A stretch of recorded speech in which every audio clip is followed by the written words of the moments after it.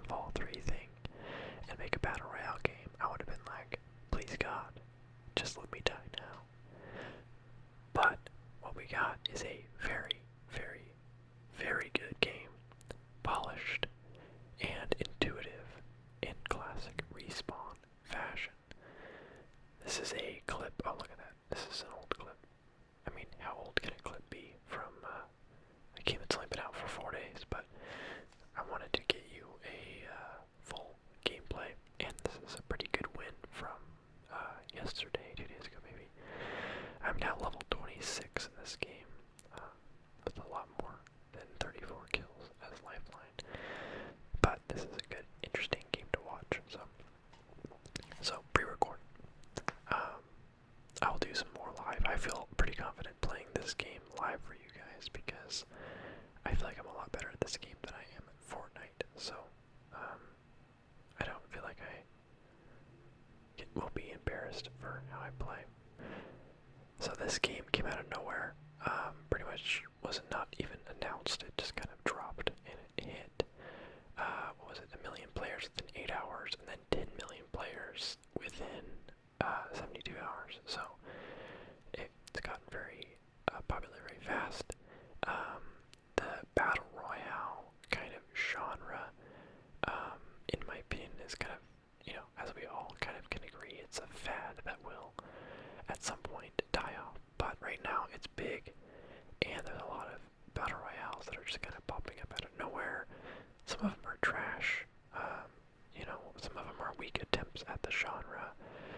Some of them are just kind of like attempts at cash grabs. Like, say what you want about Call of Duty Blackout. Like there's a lot of good stuff in there. Like, I had fun playing it. It's pretty, they put some work into it. The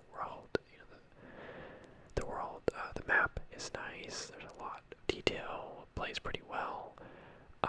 But as with any battle royale game, there are going to be things that I just don't like about it because I'm not a huge fan of the battle royale genre itself. So there are some things about it that just make it annoying to play. But what Respawn has done here with Apex Legends is they've taken, it's like they sat back in their lawn chairs and just kind of watched battle royale genre kind of grow and grow, and kind of jotted down little problems and things they'd like change and fix, things that people don't like, and then just drew up their own ideas of how to make things better and add their own ideas into the mix. And that's what this game really is. It is, the Peacemaker is my favorite shotgun. It's probably my favorite gun in the game right now. That's what they've done here, is they've taken the genre and just taken it up a notch. They've taken not all, but most of the things I find to be annoying about playing a battle royale game, like your team getting killed early on, for instance, and them just having to either immediately leave or just watch you play the rest of the game. Well, now you have a chance to actually respawn your teammates, which is nice. There's been countless games where like one or both my teammates or myself got knocked down and finished off early on in the game, but we're able to be brought back, and then you go on and you get a win or whatever. And that is a wonderful, wonderful feature. I like the kind of streamlined, easy to understand shields and health. You've got your shield bar and your health bar. Your shield bar can only go up as high as your armor will allow. And then there are two types of heals for both. There's the small one and the big one, basically. The small one does 25, big one does 100%. Easy. Then there's the Phoenix kit, which is 100% of both. Pretty nice there. Nothing too complicated. The weapons in the game feel pretty good. Some of them I think could use a little bit of a buff. Some of them maybe a teensy bit of a nerf. But for the most part, things feel pretty balanced. I like a lot of the guns that they have. Like I said, the Peacekeeper is like the gun where no matter who my squad is, I'm always like, let me know when you find a Peacekeeper. Then once I get one, I'm like, let me know if you see a little precision choke, the upgrade for the Peacekeeper. And if I have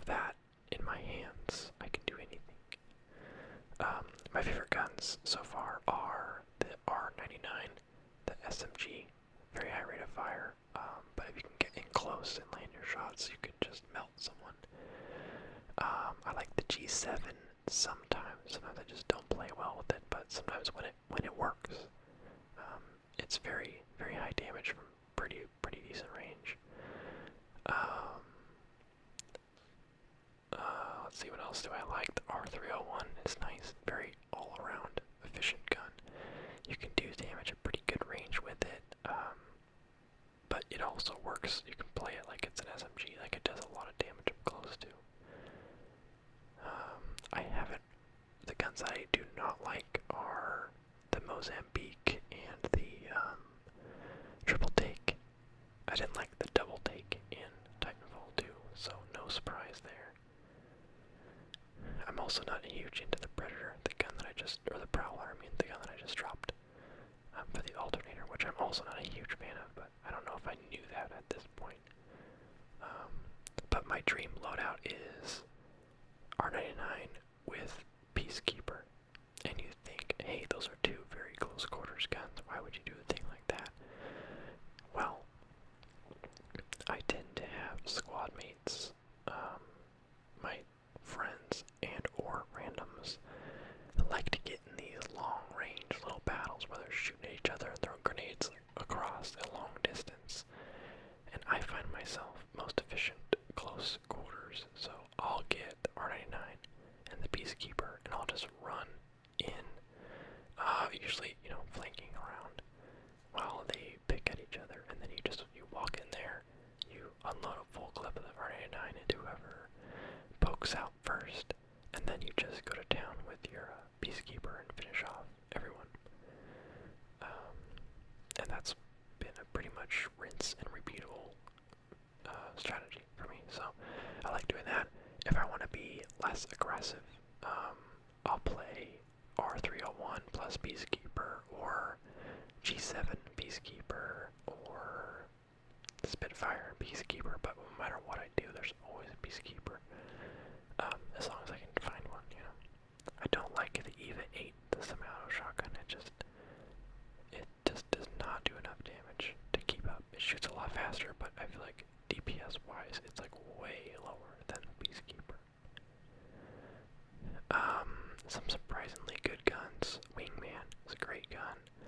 Even the RE, there's the joke right there. Yes. The RE45, the full auto pistol. Do not underestimate that thing, especially with an extended mag. You can do very, very good damage, and it's surprisingly accurate too. Shoots very fast.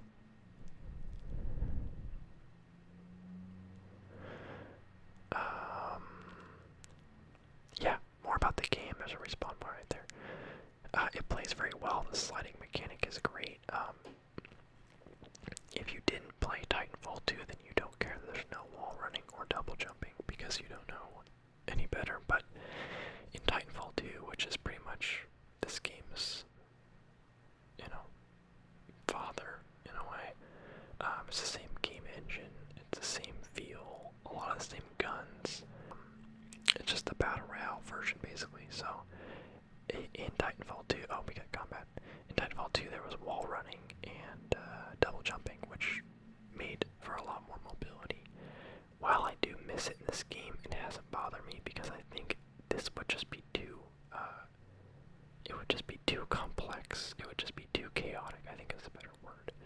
For this many players, being able to double jump and run on walls, it's already kind of hard to hit people if they're good, because the sliding mechanic lets you move pretty quick if you know what you're doing, as well as some of the abilities. But, so right now I would like to see them try it. I'd like to see them add a playlist that is, I'd like to see how it works. I'd like to try it for myself, but I'm definitely not super saddened by the fact that there's no wall running or double jumping. I definitely was at first, let me tell you, when I first heard that this is going to be a battle royale game with no wall running or sliding or double jumping, I was like, we've been betrayed. And it hurt me at first. I was like, this is like my favorite developer, one of them, doing a total lazy cash grab.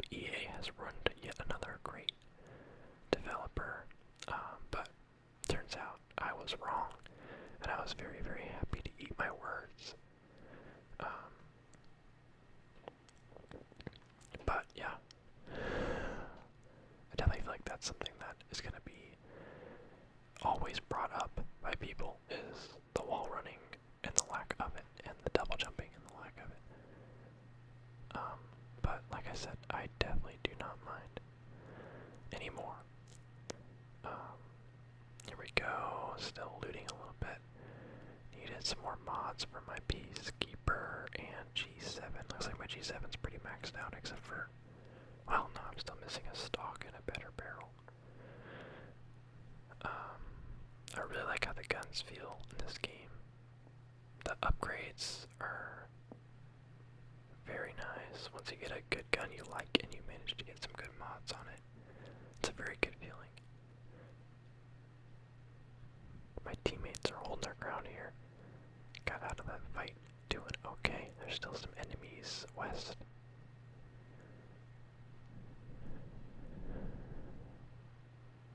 Oh. There we go. See, the G7 is working for me this round, but it doesn't always work like that. There are some times where I just cannot land my shots. Because there is bullet travel. It's not, it's fast, but there's definitely bullet travel, and you don't always, it definitely doesn't feel like a gun that should have bullet travel, but it is, and thank goodness that it is. Otherwise it'd be OP. Here I am doing my flank, kind of avoiding the airstrike. Making sure I can get them down, or get them down before they revive. Uh-oh, too late, partner. Panicking right there. Whew.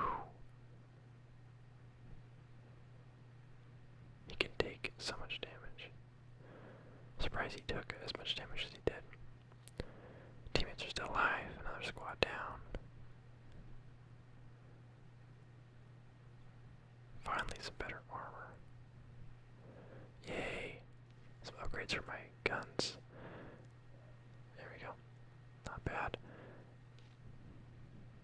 So we got 5 squads left, 14 people. And we're at, what was that, 7 kills. Kind of marking some stuff for my teammates here. I really like playing Lifeline. And if you have a good team, and they give you their ultimate accelerators that they find, you can get your care package like a couple times, like early game, which is really nice because I feel like most of the time, your care package will have better armor in it, and that's a huge deal. Sometimes we get lucky and find armor just on the ground or in, supply boxes, but I feel like most of the time we get just bad luck and don't find any armor, and care packages really help with that. Where are you at? There you are. Pathfinder.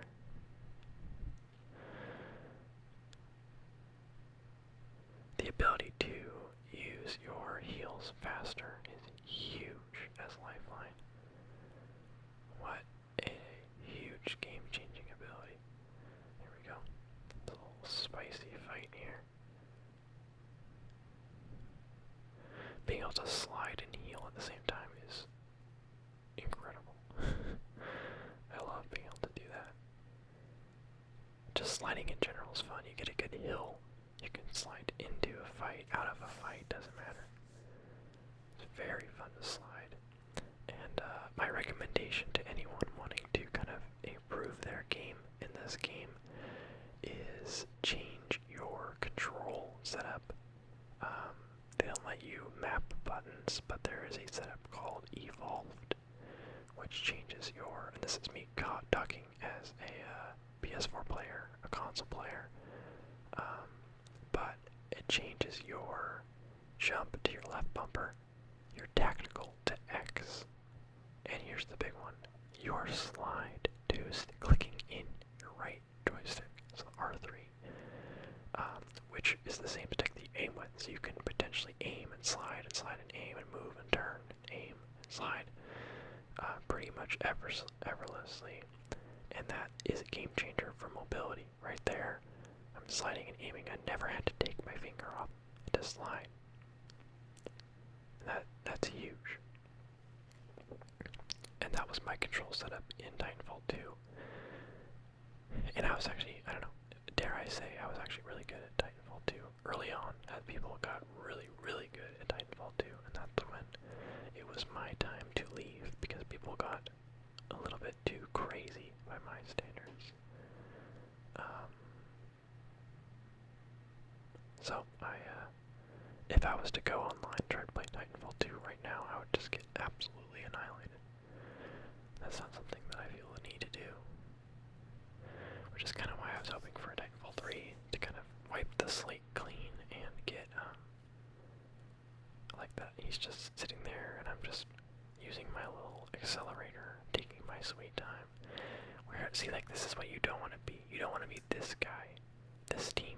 It's 2 squads left, you and another squad, and they're totally split up, attacking us one at a time in, like, totally undefensible spots. Like, rip, dude. So now there's one guy left, because his teammates were idiots. Or maybe he's an idiot for not going with them, I don't know.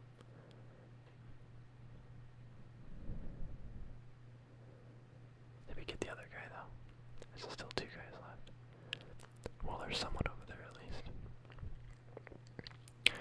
Also, another tip, not that you asked for him, but, oh, okay, there's this guy left, too. We didn't finish him off. The plant was freaking me out.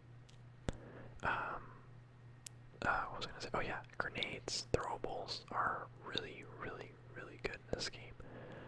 The arc stars, I like to keep, I don't know, 4 on me at all times. You can throw them super far, you can see exactly where they're gonna land. They explode pretty quick and kind of stun your enemies, they do good damage. That's usually the first thing I'll do if I happen upon a squad that's like looting or reviving each other. They don't know where the grenades came from, they just know that they're there, unless they saw you throw them, of course. But if they don't know you're there, you chuck some grenades in there, you do some damage, you kind of confuse them, and then you go in. And that's, sometimes you'll even knock 1 or 2 with the grenades you threw. I found that people don't know what to do. The arc stars the arc stars explode fast enough to where people don't have that much time to react. Whereas the frag grenades, I feel like you have a full like 3 seconds to like get out of there. Here we are looking everywhere for the last guy. We're obviously not concerned about losing, but healing items take half as long to use. And I'm lifeline. I wonder if those 2 things stack. I still don't know the answer to that question, because it takes 2 seconds as lifeline to use a shield cell. Would it potentially take 1 second? Can you imagine? And then the full shields, the shield, whatever you call it. Trash. The shield batteries, those only take, what, 6 seconds to use, 5 seconds to use as lifeline. They take like 2 or 3 seconds to use to get full shield. That's insane. There's the last guy over there creeping. See, in a weird kind of way, I think he could have revived his teammates, right? His respawn, I mean. Because once we knocked them and killed them, we really didn't hang out near them. You could potentially grab them, and there's a respawn spot right outside the circle. I don't know. It probably wouldn't have been a great play because they wouldn't have had guns, but for endgame like this, I feel like numbers really do matter. That's probably what I would have done. I don't think it would have worked, but that's probably what I would have attempted. Here we go. Our teammate called an airstrike on us.